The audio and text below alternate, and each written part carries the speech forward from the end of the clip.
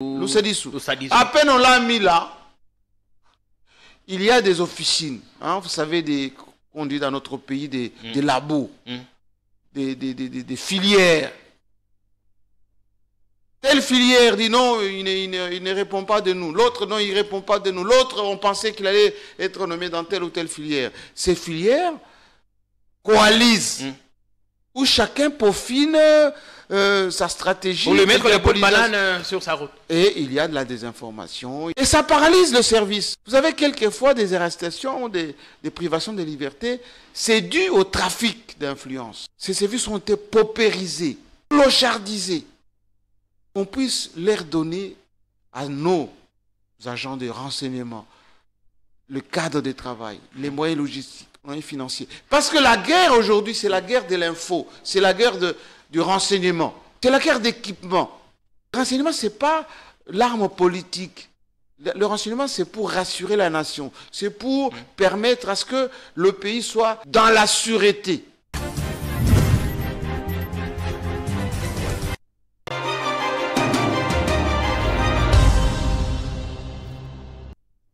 Voilà, Armam Koulou, qui est communicateur de l'Union Sacrée. Avec lui, on va parler encore des frustrations au niveau de la Cour constitutionnelle, après les arrêts de la Cour constitutionnelle. Beaucoup de réactions fusent de partout. Armam Koulou, bienvenue. Merci, M. Jean-David. Alors, les arrêts de la Cour constitutionnelle, certains étaient contents, d'autres mécontents. Parmi les contents, il y a l'UDPS qui a glané une centaine de députés. Et les mécontents, il y a l'AFDC qui a perdu 9 députés. Alors, votre réaction par rapport aux arrêts de la Cour constitutionnelle, quand bien même on ne peut pas en discuter, mais juste parler des frustrations au niveau de l'AFDC. Bon, frustration, c'est un peu aller au-delà, c'est un peu trop dit. Parce que vous allez remarquer même actuellement l'attitude de l'honorable Bahati Lukwebo avec l'ensemble des structures de la FDCA, je crois qu'il y a de l'inquiétude. L'inquiétude. Tout est calme, il y a un climat de sérénité, en tout cas il y a un climat de convivialité. Il n'y a pas de frustration comme telle, il y a un climat d'apaisement. Ça, il faut le préciser. Mais sinon, il faudrait préciser une chose. Mais l'AFDC et les autres ne sont pas frustrés? Bon, la frustration, c'est trop dire. Comme je vous l'ai dit, c'est trop dire. Mais on peut toujours revendiquer, parce que nous sommes dans un pays démocratique où l'état des droits et même cet élément déclencheur du régime Félix Tshisekedi, où nous sommes ensemble avec tous les sociétaires de l'Union Sacrée de la Nation, dire que l'AFDCA est frustrée, ça sera un peu à l'au-delà, ça sera des termes trop durs, peut-être trop choquants. Mais l'AFDCA est dans ces droits-là les plus légitimes, comme regroupement politique responsable, ayant eu plus de sièges au niveau de la législature nationale d'abord et au niveau de la législature provinciale. Lorsqu'un ça ne va pas au niveau d'une instance judiciaire, comme étant parti politique responsable, l'AFDCA et l'AEDCA ne peuvent que revendiquer, parce que c'est la seule voie à travers laquelle les groupements politiques, sinon les formations politiques, peuvent revendiquer leurs droits le plus légitimes. Et donc parler de la frustration, c'est comme si la FDCA est en frustration ou soit est, je dirais, en quête... Mais parce que c'est parmi des regroupements qui ont perdu beaucoup. Hein, si on veut voir au niveau des décisions des arrêts, le regroupement qui a beaucoup perdu, comme la FDC, il n'y en a pas.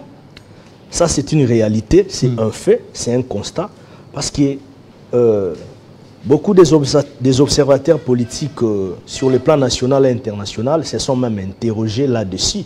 Pourquoi seulement la FDCA? Parce qu'il y a eu plusieurs regroupements politiques, mais nous le savons bien, au sein de la FDCA, il y a même cette caisse de préparation électorale qui existe. La FDCA, c'est un parti politique bien organisé, qui a bien minutieusement préparé les échéances électorales, et c'était tout à fait normal qu'un regroupement politique pareil puisse enregistrer en tout cas un résultat escompté. Parce que même au niveau déjà de la CENI, personnellement, moi, je n'étais pas content de ces résultats que la CENI avait octroyés à la FDCA.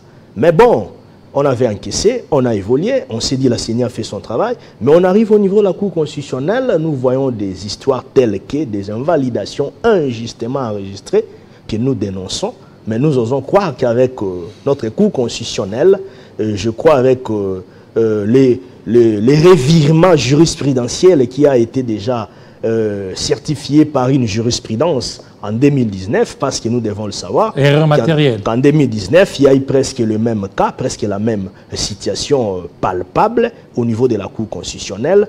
Il y a eu des erreurs matérielles. C'est par là même, nous demandons à la Cour constitutionnelle, parce que ce sont les juges des contentieux électoraux. Ce sont eux qui traitent ces dossiers électoraux. L'AFDCA et l'ADCA ne peuvent pas aller ailleurs. S'ils ne revendiquent pas, s'ils ne passent pas par les voies officielles, par des recours officiels, je ne vois pas quelle alchimie l'AFDCA et l'ADCA opéreront, par exemple. Et donc, ils sont obligés de passer par les voies officielles, par des recours officiels au niveau de la Cour constitutionnelle. C'est ce qui a été fait. Il y avait même des démarches pacifiques telles qu'il y a eu des sit-ins au niveau de la Cour constitutionnelle. C'était justement pour faire entendre la voix de l'inquiétude de l'AFDCA. Mais parler de la frustration, je crois que ça sera exagéré. Parce que si vous voyez, vous étudiez même la philosophie de son autorité morale, le professeur Modeste Bathily Lukwebo, vous allez voir que c'est quelqu'un qui encaisse beaucoup. Il encaisse des coups, il a des nerfs solides. Est-ce que c'est un règlement des comptes? Bon, c'est victime de règlement des comptes ou victime de sa popularité? Victime, j'allais dire sur le plan sémantique, sur le plan politique, j'allais dire l'AFDCA serait peut-être victime de son organisation. Peut-être, je peux dire ça. L'AFDCA serait victime de son organisation. Parce que c'est un parti politique aujourd'hui bien organisé. Je ne vois pas deux partis politiques au sein de l'Union sacrée organisés comme l'AFDCA. Ça, nous devons les reconnaître. Mais dans ça, l'AFDCA reste en bon terme avec les sociétaires de l'Union sacrée de la nation, avec l'UDPS, les partis prudentiels. L'AFDCA est en bon terme avec l'UDPS. L'AFDCA garde le climat froid, le climat serein avec AUNC, avec MLC et d'autres partenaires politiques de l'Union sacrée de la nation. Contrairement à ce qui se relate sur les réseaux sociaux, du n'importe quoi, quand vous voyez le comportement, les caractères intrinsèques du professeur Modeste Bathily Lukwebo, vous comprendrez avec moi, Jean-David, vous pouvez faire une petite lecture, vous allez remarquer que le professeur Modeste est très calme. Bien qu'il enregistre les coups, il encaisse. Il est très calme. Il n'y a pas eu tel ou tel autre comportement affiché violemment de la part de Modeste Bathily Lukwebo. Tantôt, des fois, on lui cherche des problèmes, tantôt on tire sur lui, tantôt on lui jette des pierres. Il n'a jamais envoyé drainer quelqu'un en justice. Il est très calme, serein, parce que c'est de la politique. L'essentiel pour Modeste Bathily Lukwebo, c'est d'être aux côtés du président Félix Tshisekedi. Parce que ce qui est au-dessus de nous tous, c'est d'abord l'intérêt général, l'intérêt supérieur de la nation. Moi, ça m'étonnerait, par exemple, de constater aujourd'hui, nous l'avons vu à travers même les réseaux sociaux, des vidéos devenues très virales aussi sur la toile, où on voit de jeunes gens qui s'identifieraient, selon certaines sources, au niveau des vidéos qui ont été envoyées sur les réseaux sociaux, des gens qui seraient de l'obédience de l'UNC, qui se livreraient dans une dimension de violence, qui ont frappé sur un monsieur comme ça, qui aurait simplement crié que Moïbi.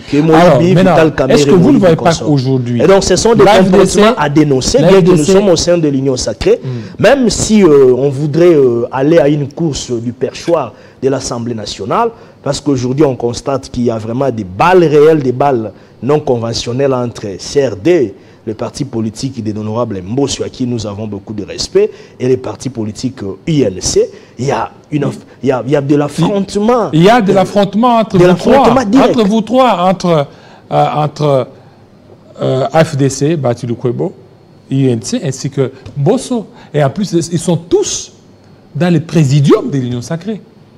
Quel exemple ils sont en train de donner? Je peux vous rassurer et vous réaffirmer ici que le professeur Modeste Bathily Lukwebo c'est vrai, nous le savons bien, ça nous ne devons pas le cacher.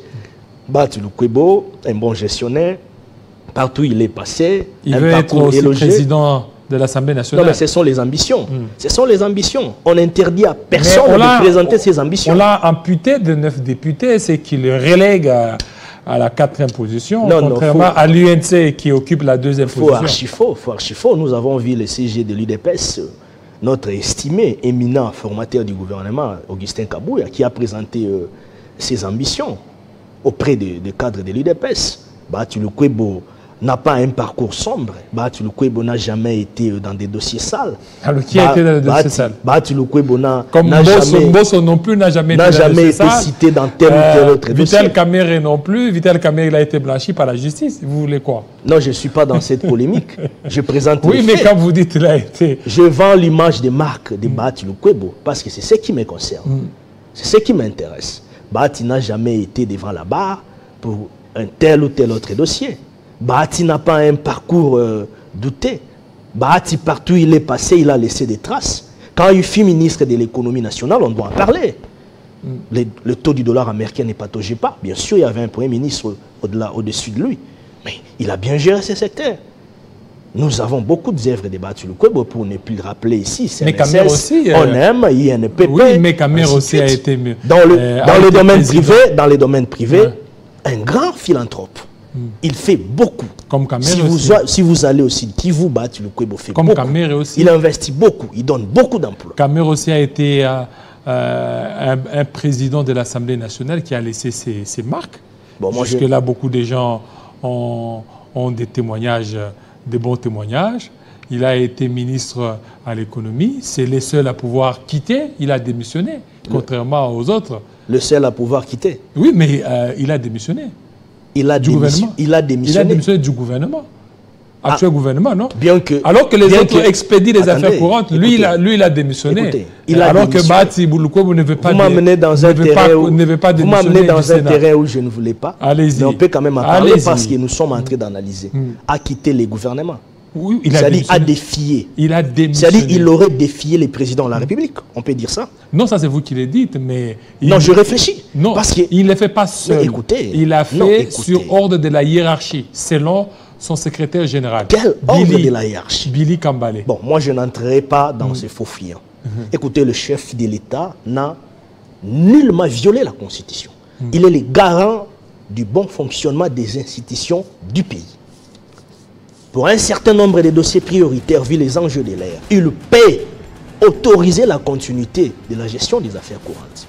Alors, je ne vois pas défier cela, ça serait peut-être aller à l'encontre. Et ce qui n'est pas bon. Donc, lorsque vous dites par exemple qu'aujourd'hui, l'INC est la deuxième force politique, c'est faux, archi faux. Parce que si je vous dis ici... Oui, prenez la liste, faites toute la liste. Alors, et là-bas, ce que vous avez là, c'est quoi? Si vous voyez, nous avons l'UDPS avec ses mosaïques, avec 208 élus provinciaux et puis 149 élus nationaux, donc au total 357 élus. Pour l'UDPS. Voilà, nous avons l'AFDCA avec 76 élus provinciaux, avec 30 élus nationaux, plus les 3 autres élus qui ont été reconduits par la décision de la Cour constitutionnelle dans des circonscriptions où il n'y a pas eu élection. Donc l'AFDCA a 33 députés nationaux et puis 76 députés provinciaux. Nous avons AAUNC avec AVK, consort, 54 députés provinciaux et puis 33 députés nationaux, donc 87 au total. L'AFDC 106 au total. Alors lorsqu'on vous dit peut-être il y a des journalistes dont les informations... les journalistes qui n'ont pas eu de bonnes informations, qui sont en train de relayer les histoires, l'AFDCA à ce jour garde sa deuxième force politique au sein de l'Union sacrée de la nation, conformément à la légalité après les arrêts de la Cour constitutionnelle. Mais par la même occasion, nous disons l'AFDCA mérite mieux, parce que amputer quelqu'un plus ou moins 9 députés, 6 députés, c'est déjà beaucoup. C'est déjà beaucoup. C'est la raison pour laquelle nous demandons à la Cour constitutionnelle de revoir ces erreurs matérielles. de rectifier ces erreurs matérielles pour le cas, par exemple, de tous les élus nationaux de l'AFDC qui venaient d'être invalidés injustement, pour ne pas parler seulement du cas de l'honorable Serge Bahati. Ici, j'ai les documents avec moi. Vous allez voir ici l'acte de notification d'une requête à l'intention de l'honorable Ndoussi Kembe, Claudine. Donc, ça n'a jamais existé une requête contestant l'honorable Serge Bahati. Et donc, il n'y a jamais eu, l'honorable Serge Bahati n'a jamais été notifié d'une quelconque requête l'attaquant ou soit les contestants. Mais on s'est rendu compte qu'il y a eu un miracle au niveau de la Cour constitutionnelle où au lieu que l'honorable Claude Niamugabo de FPAU qui avait 6494 voix, qui avait attaqué l'honorable Ndoussi Kembe qui avait 5739 voix, au lieu de rester dans ces faits-là, traiter ces dossiers-là, mais on a vu, il y a eu un sauté, où on a vu un miracle, on a vu une alchimie au niveau de la Cour constitutionnelle. On part directement invalider la personne qui n'a jamais été invalidée. Merci. Avec 14 846 voix sur la liste de l'AFDCA. Bien que la personne qui a été attaquée était sur la liste de l'AFDCA. Donc, c'est la raison pour laquelle nous disons que la Cour constitutionnelle a intérêt de revoir ces erreurs matérielles. Ce sont des humains, hein, ça peut arriver, hein, ça s'est fait partout au monde entier, ça peut arriver. C'est la raison pour laquelle nous nous sommes inspirés par une jurisprudence de 2019. Donc ça peut toujours arriver. Nos juges de la Cour constitutionnelle ont fait un travail aujourd'hui qui est presque interprété de toute façon. Mais nous ne sommes pas là. Nous disons que nous osons croire à cette Cour constitutionnelle qui pourra rectifier ces erreurs matérielles. Mais il faudrait noter ici que le président Modeste Batou Lukwebo, avec toutes ses potentialités, avec toute sa force politique, avec toute sa loyauté envers les chefs de l'État, avec sa sérénité, avec sa moralité qui n'est pas douteuse. Nous osons croire que l'AFDCA, au moment où l'Union sacrée, il faut rappeler ici, Jean-David, que l'Union sacrée, la nation, à travers sa haute personnalité, sa haute autorité de référence, le président de la République, l'Union sacrée n'a pas encore un ticket commun pour les perchoirs de l'Assemblée. D'accord, merci. Là, ce sont des agitations. Merci beaucoup. Et donc, au moment opportun, je crois. Voilà, ça n'est fini, fidèles téléspectateurs. Tout à l'heure, la grande édition, Arlette Boutella. Il sera à 20 h dans l'Est de la RDC. Portez-vous très bien. À très bientôt. Ciao.